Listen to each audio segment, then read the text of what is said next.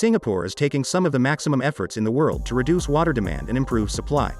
Amidst a severe water crisis and the threat of climate change looming closer, here is what Singapore is doing to become water independent and tackle climate change following the same route. Singapore uses about 430 million gallons of water every day, a number that could double in the next 40 years. Singapore has a population of more than 5 million people. The country is adorned with fountains, reservoirs, and beautiful water features. Even the world's tallest indoor waterfall is in Singapore, 130-foot Rain Vortex, pumping 10,000 gallons of water per minute. And yet, Singapore has no natural water sources of its own, and is heavily dependent on recycled water and water imported from its neighbors. According to the World Resources Institute in the US, Singapore is the fifth most likely country in the world to face high water stress by 2040. An island city-state barely 5 meters above the mean sea level, it is also at risk from intense rain, droughts, and rising sea levels due to climate change. It was among the 40 nations invited by US President Joe Biden to attend the Leaders Summit on Climate Change in 2020. Around half of the imported water in Singapore comes from Malaysia from the Johor River under agreements made since back in 1927. The price that Singapore pays for the imported water has created a bit of friction between the neighbors. Singapore buys water from Malaysia for 3 sen per 1,000 gallons. It then treats it and sells some of it back to Johor State in Malaysia at 50 sen per 1,000 gallons, which Malaysia's Prime Minister calls ridiculous. Political disputes over water are quite common in Asia, where almost half of the population shares the basins of just 10 rivers, 4 of which, according to China Water Risk, are expected to dry out over the next 50 years. We keep talking about how important water is, but it is probably an area where the least cooperation is happening, said Deccan Sering, Asia-Pacific Director at UN Environment. The current import agreement between Malaysia and Singapore will expire in 2061. Malaysia might not stop the export of water to Singapore, keeping in mind their cultural and economic links, but climate change could soon dry up the Johor River slowly, compelling Malaysia to choose their people first and stop the supply. The Public Utility Board, or the PUB, Singapore's national water agency, has been working towards improving its conventional water sources so that the nation-state can achieve long-term water sustainability. It has been successful with large-scale rainwater harvesting, used water collection, treatment and reuse, and seawater desalination within the last 20 years or more. PUB is an advocate of using recycled water as a source of water, dubbed as NE water. In 2017, NE water supplied up to 40% of the total water demand in Singapore. Water is a very basic need, and it is necessary for Singapore to become water independent so that they don't have to rely on some other country for it. What we have become used to as reliable water may quickly change, so we have to be prepared. We have to be thinking about the infrastructure in advance, said Shane Snyder, Executive Director of the Nanyang Environment and Water Research Institute at Singapore's Nanyang Technological University. There's a big drive to become water independent, to control our own future, and that is largely dependent on the technologies we're developing. Snyder's research facility is one of the many places in Singapore that is developing solutions for water dependency in the country. They are trying to develop projects that can be used across the city. One development is a small black sponge called carbon fiber aerogel that can clean wastewater on a large scale. This sponge can absorb waste up to 190 times its weight, including contaminants and microplastics. This material is being further developed by EcoWorth Technology, a Singapore-based startup, for commercial use. The company will first enter Singapore's wastewater market before being developed for a global scale. We believe its potential impact is very big, said CEO Andre Stoltz. The product allows the company to convert waste products to something of worth. Weight Rome, a company founded in 2014, has developed a lightweight, portable filtration device that they claim have provided clean drinking water to more than 75,000 people across Southeast Asia. The device is around the size of a bicycle pump and can provide clean water to villages for up to 2 years. Over the last 50 years, Singapore has built a diversified supply of water, called the 4 national taps.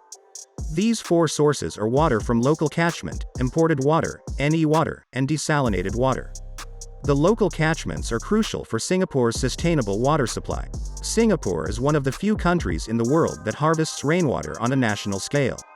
In spite of such a less area of land to collect and store rainwater, they have used innovative techniques to overcome their many problems. Since 2011, it has increased from half of Singapore's land surface to two-thirds after the completion of the Marina, Punggol and Serangoon Reservoir. PUB continues to take efforts to maximize the rainwater collection in Singapore. The 1961 water agreement between the Johor state government and Singapore expired on 31 August 2011. Under the 1962 water agreement, Singapore can continue to import water from Johor River till 2061. They aim to attain complete water self-sufficiency before the agreement expires. Singapore's success story, NE Water, uses water that is reclaimed and purified further. There are 5 NE water plants in operation as of now. NE Water provides up to 30% of Singapore's water needs. NE Water is created from wastewater that is purified using advanced membrane technologies, including reverse osmosis, RO, and ultraviolet disinfection. Singapore currently has 4 desalination plants with a 5th one soon to be completed.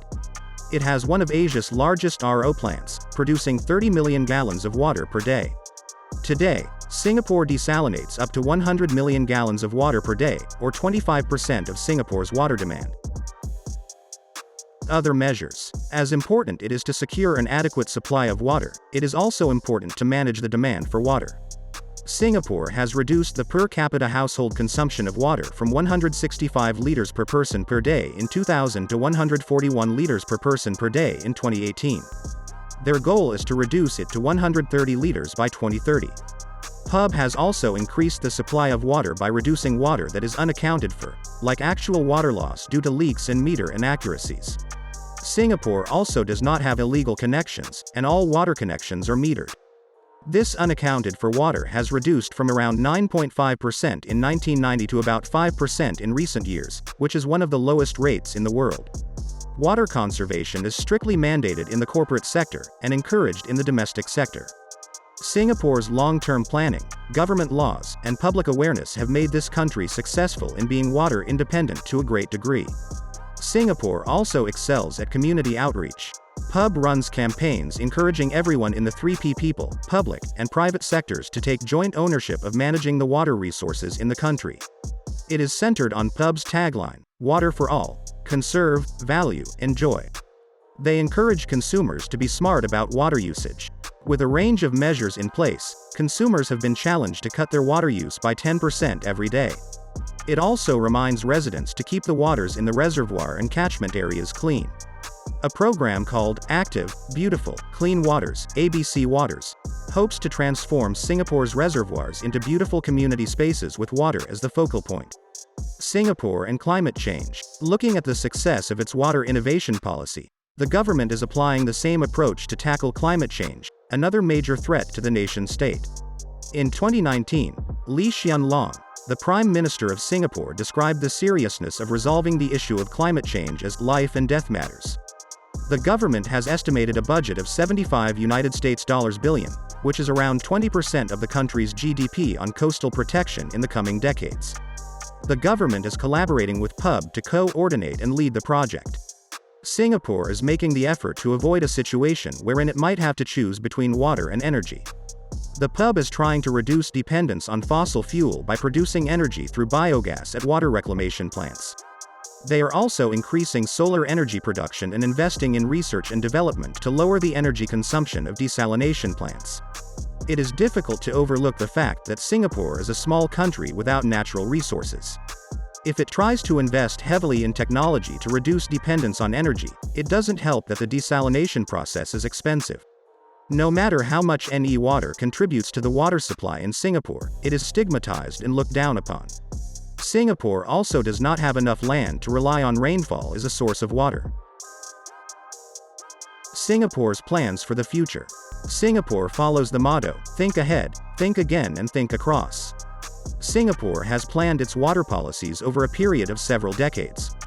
Singapore may have been becoming successful in its journey towards water security, but that might not be the case for other Asian cities. There are a lot of factors preventing it from happening, like lack of funds, pollution, corruption, and inefficiency. Singapore is a modern and developed nation with a focus on innovation. The country is also flexible, which is important for progress. There is a lot of water policy innovation in Singapore. The country has a thorough planning system, but if something doesn't work, Singapore adapts and modifies the plan. Because water is such a major concern in Singapore right now, water policies are given the priority, and all other policies work around it. What do you think of Singapore's efficient and intelligent methods to deal with its water crises? Do you think this system will work in other countries? Tell us your thoughts in the comments. Like this video if you found it interesting and share it. Subscribe to our channel for more.